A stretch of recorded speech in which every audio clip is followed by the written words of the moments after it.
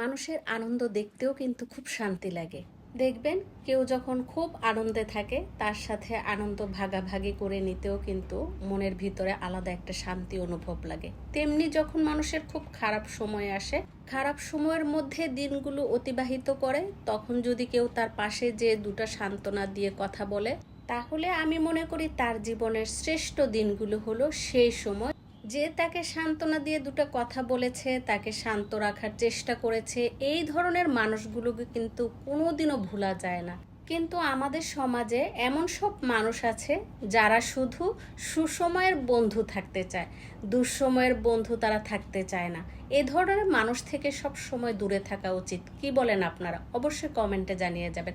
আসসালামু আলাইকুম, আশা করি সবাই ভালো আছেন। আলহামদুলিল্লাহ, আমিও আপনাদের দোয়ায় ভালো আছি। যাই হোক, এবার বলি আমরা একটু সুখের সময় কাটানোর জন্য কোথায় গিয়েছিলাম। আমরা কিন্তু মিরপুর 2 নাম্বার চলে গিয়েছিলাম, আর জায়গাটার নাম হচ্ছে লাভ রোড। লাভ রোড কেন রাখা হলো আমি জানি না, কিন্তু আমার মনে হয় এখানে যারা খাবার বেশি পছন্দ করে তাদের জন্যই মনে হয় লাভ রোড রাখা হয়েছে। কারণ লাভ রোডের তো এখানে শুধুমাত্র আমি দেখি খাওয়া দাওয়াই চলে। আর আমরাও কিন্তু এখানে এসেছি, এই লাভ রোডে আসার কারণ হচ্ছে খাবারের প্রেমে পড়ে। কয়েকদিন যাবত দেখছিলাম ফেসবুক, টিকটক সব জায়গায় একদম পোড়া রুটি আর মালাই চায়ের ঝড় বয়ে যাচ্ছে। তো কি আর করব, দেখে তো আমারও লোভ লেগে গেল। তাই আমি আমার স্বামীকে বললাম আমাকে পোড়া রুটি আর মালাই চা খাওয়াতে হবে।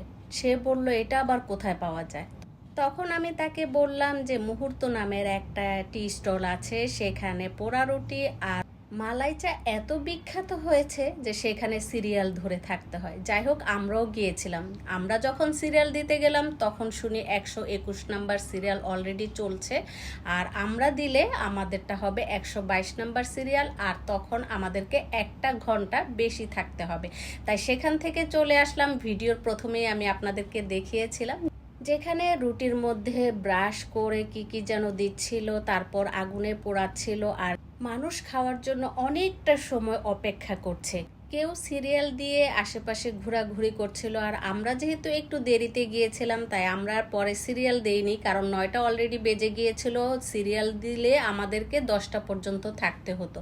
আমাদের মতো আরও অনেকেই ছিল যারা দেরিতে গিয়েছে, তারাও সে আমাদের মতো যে বিপদে পড়েছে। অনেকে অনেক দূর দূরান্ত থেকে এসেছিল, তারা বলছে অনেক দূর থেকে আসছে, এখন যদি এত লম্বা সিরিয়ালের মধ্যে থাকতে হয় তাহলে কিভাবে। যাই হোক, পরে কিন্তু আমরা অন্য আরেকটা স্টলে চলে আসলাম। সেখান থেকে আমরা খাবারের অর্ডার দিয়ে বসে থাকলাম আর বসে বসে অপেক্ষা করছি। ঠিক সেই মুহূর্তে কিন্তু আমার প্রচণ্ড ক্ষুধা লেগেছিল। ক্ষুধার জন্য মানে আর টিকতেই পারছিলাম না। পরিশেষে আমাদের খাবারের প্লেটারটা চলে আসলো। আর নেক্সট টাইমে কিন্তু আবার যে আমি সেই পোড়া রুটি আর মালাই চাটা খেয়ে আসবো সেই মুহূর্ত টি স্টল থেকে। আর এই ছিল আমার ছোট্ট একটি ব্লগটি ভালো লেগে থাকলে অবশ্যই শেয়ার করে পাশে থাকবেন। আবারও সবাইকে অসংখ্য ধন্যবাদ জানিয়ে আজকের মতো বিদায় নিচ্ছি। সবার সুস্বাস্থ্য ও মঙ্গল কামনা করছি। সবাই ভালো থাকবেন, সুস্থ থাকবেন। আল্লাহ হাফেজ সবাইকে। আসসালামু আলাইকুম।